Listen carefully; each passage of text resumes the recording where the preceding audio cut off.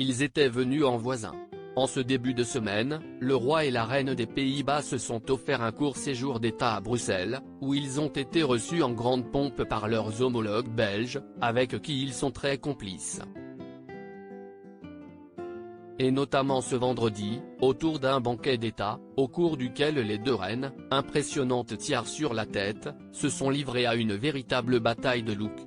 Leurs retrouvailles sont régulières, comme ils le font plusieurs fois par an. Le roi Willem-Alexander et la reine Maxima des Pays-Bas sont partis ce mardi à Bruxelles pour retrouver le roi Philippe de Belgique et sa femme, la reine Mathilde.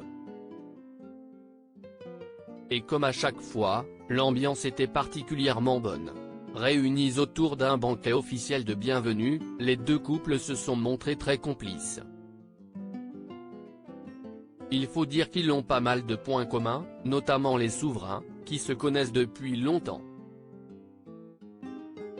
Montés sur le trône en 2013, après l'abdication, pour l'un du roi Albert II et pour l'autre de la reine Béatrix, les deux hommes parlent tous les deux la même langue et ont sans doute évoqué leurs héritières, Elisabeth de Belgique, 21 ans, et Katharina Amalia des Pays-Bas, 19 ans, qui ont quasiment le même âge et commencent à prendre leurs responsabilités dans leur pays. Chacun est de plus à la tête d'une famille nombreuse. Willem-Alexander et Maxima sont également parents des princesses Alexia, 18 ans, et Ariane, 16 ans, alors que le couple royal de Belgique a 3 autres enfants, Gabriel, 19 ans, Emmanuel 17 ans et Éléonore, 15 ans. Combat de look entre copines, mais les deux reines n'étaient pas en reste. Maxima et Mathilde, en effet, n'ont cessé d'échanger des confidences pendant la soirée, et de rire ensemble devant les photographes. Une belle complicité affichée qui n'a pas empêché un véritable duel de looks pendant la soirée. Tiare sur la tête, les deux souveraines avaient en effet mis le paquet. La quinquagénaire belge, notamment, avait choisi une superbe robe bleue pâle ornée d'une cape et signée Giorgio Armani.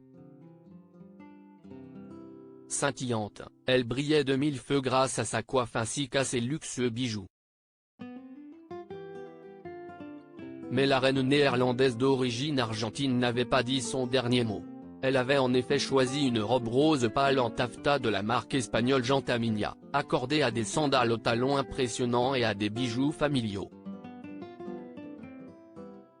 De looks similaires pour les femmes qui s'étaient déjà retrouvées il y a quelques semaines à Londres pour le couronnement de Charles III. Mais pas en Jordanie, où la reine Mathilde avait laissé sa fille Elisabeth partir avec son père. Cette fois-ci, la jeune héritière était absente. Mais on imagine que ses parents lui ont raconté tous les détails de la soirée.